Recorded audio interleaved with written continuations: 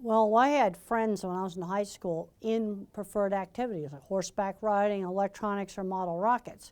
There's a tendency sometimes to just go on and on and on talking about the same thing. And this is where someone had to tell me, you're going to tell that story twice, and that's all that people are going to want to hear it. They're going to get bored with it after hearing it more than twice. Give them, say, hey, you've talked too much about that robot. Let's talk about something else.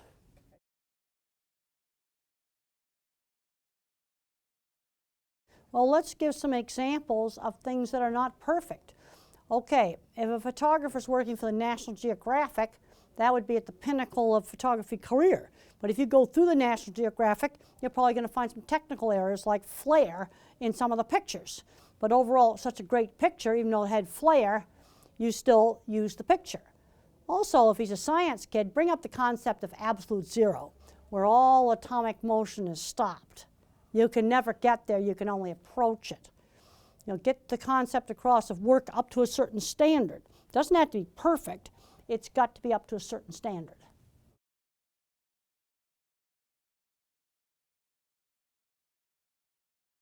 Well, when I was a young kid, there were expectations for doing things that other people want. It gets back to turn taking.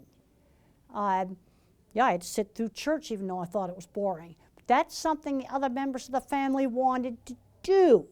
And there were expectations for me not to be disruptive. And most of the time I behaved. And that's just one step beyond turn taking in board games. You've got to learn to get your turn. Sometimes you get to pick out the movie, and other times brother or sister may pick out the movie we go to. Well, one of my really important teachers was Mr. Carluck, my science teacher. And he had interesting projects for me to do. And I worked on all kinds of stuff with optical illusions.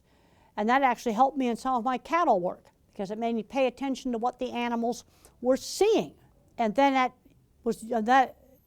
doing interesting science projects got me motivated to study because now I had a reason for studying. Studying was a way to get to a goal of becoming a scientist.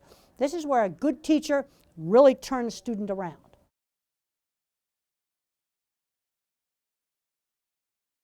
Well, there's a lot of problems in the sensory system.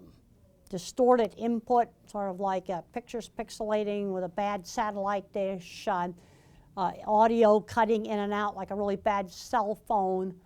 A lot of the sensory systems are not working normally. In my book, The Autistic Brain, I've got a whole big section in there on sensory issues.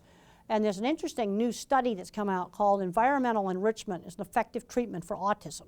Now, I want to make it very clear. This does not replace ABA or speech therapy. It is an adjunct. And what's done in this, and there's a paper you can get online called Environmental Enrichment's Effective Treatment for Autism. You stimulate two senses at the same time, like maybe you do an aromatherapy, a cinnamon, something like that, touch carpet.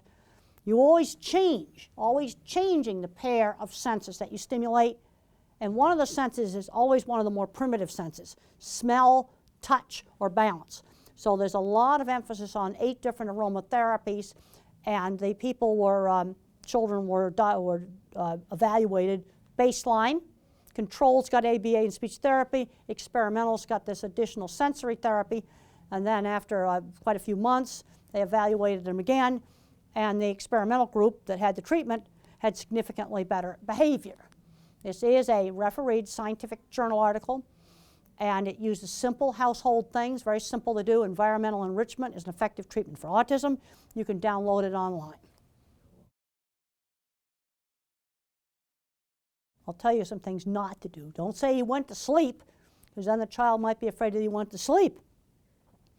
When I was very young, we were out for a walk and came across a very flat squirrel in the middle of the road that had been run over. And it was very clear that the squirrel could not be put back together again. And that made me learn not to run out in the street because I wouldn't want to be like that squirrel. And there's no way the veterinarian could do surgery and put him back together again. I mean, basically, death of a person, they are gone. They are gone.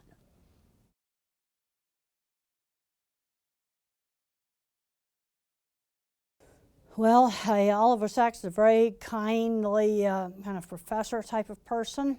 And I read an article he wrote in the New York Times just before he died about, going back doing the Jewish Sabbath. And at the end of the article, he was talking about, well, if A, then B, then C, which way of his life could have gone down different paths. And I started really weeping when I read that article, and I'm glad it went down the path that, where our paths crossed. I could barely print it out, I was so upset. No, fortunately, he was writing right up until the end. And he's overall really satisfied with his life. Well, after the article appeared in the New Yorker magazine, shortly after that, an agent appeared that suggested that I ought to write a book. And that's what brought the book Thinking in Pictures into being.